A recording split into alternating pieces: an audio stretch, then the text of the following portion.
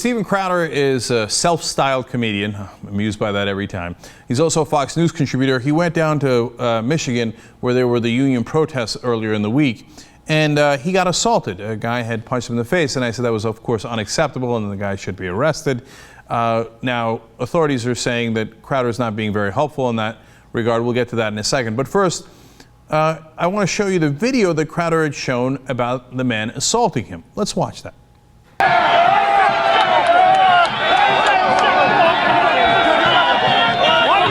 You just assaulted me,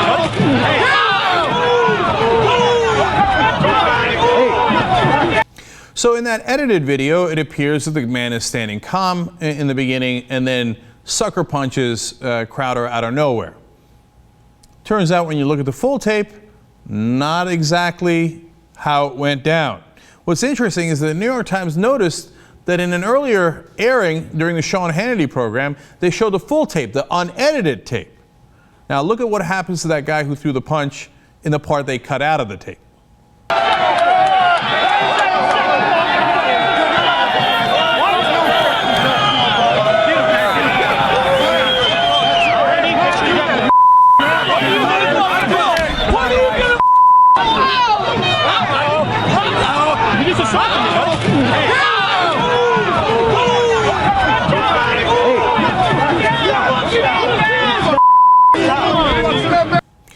Well, now you see, wait a minute, it wasn't that simple. Now, we don't know if Crowder pushed him. I really don't know that. It's totally unclear from the tape.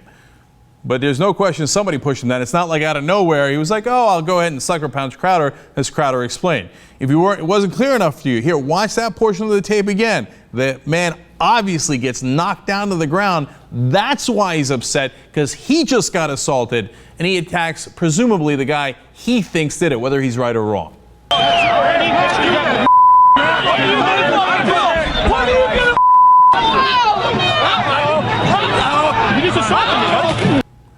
So that's a totally different story. Weird. Fox News would show edited tape that doesn't tell you the whole story. Well, it's a good thing that they accidentally ran the bigger tape earlier in Sean Hannity's program. So they're totally busted on that.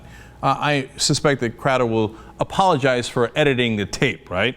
Now look, he still can press charges. The guy still assaulted him, and we don't know if Crowder pushed him. And it was not the right thing to do either way. But that's a totally different story than the one they tried to tell you about all day yesterday on Fox News Channel. Gee, I wonder why we think that they're not trustworthy and they're not a real news channel. Now, there are other witnesses as well. Ken Spitzley, who was a State Agricultural Department employee, said about Crowder, quote, he was just after everybody. There was no question he was there to just start a fight and start some kind of trouble. And again, you don't know. Ken says that he's not a rabid pro-union guy, but he was obviously sympathetic to those guys. And without the tape, you might say, hey, he's making that up, and Crowder might not have been looking for the fight, and it's not right to hit him any way you slice it. Spitzley also says Crowder wasn't going to go home until he got punched. Now, look, that's just one witness. If we didn't have the tape, you might say, I don't know. With the tape, you see at least that they told a totally misleading story about what happened that day.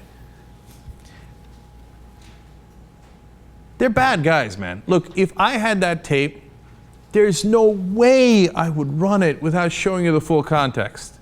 I would say, hey, listen, that guy, if I was the one who got punched, that guy shouldn't have punched me. I didn't push him down, etc. If I didn't, right?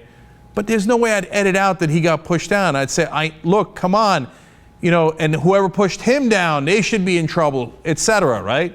To go out there and pretend all day long in so many different appearances that he said it, Crowder said it on Fox News, that he got sucker punched and that, you know, the guy did it out of nowhere and it's because they're union thugs. They're bad guys, man. They lie to you on purpose and they do it all the time. It's their standard operating procedure. Now, if Crowder was in the right, you'd think that he'd press charges, right? Well, the Michigan State Police agree with you. The Inspector Gene Adamczyk says there's video footage of him being assaulted. We don't know who the suspect is, but we can do a several-month investigation and find the suspect. But if Mr. Crowder is not going to prosecute, we've not gained anything. We've wasted resources. You know why he's saying that? Because they're telling Crowder, hey, press charges. We want to go forward with the case. Why aren't you pressing charges? Well, that's a really good question, and I'm not sure we have an answer to that. Perhaps the tape is part of the answer. He says, and he says that he watched Crowder on Fox News. The inspector watched him challenge this whoever punched him to an MMA-style fight in the People's Octagon. Well, the inspector says you can't leverage the law for personal gain. Either you're the victim or you're not. So if he's the victim of an assault and he wants to file a complaint, we will definitely investigate it. Now remember, when asked about that, Crowder on TV said, well, we're pursuing the guy on Twitter. Oh, okay, well, that ought to settle it then. One more quote from the investigator as he's frustrated, obviously. He says, quote, if somebody broke into your house, wouldn't you immediately report it to the police? If someone assaulted you or your family member, wouldn't you report it immediately to the police? Well, why wouldn't you? Unless there's a personal agenda there. Now, that sounds just about right.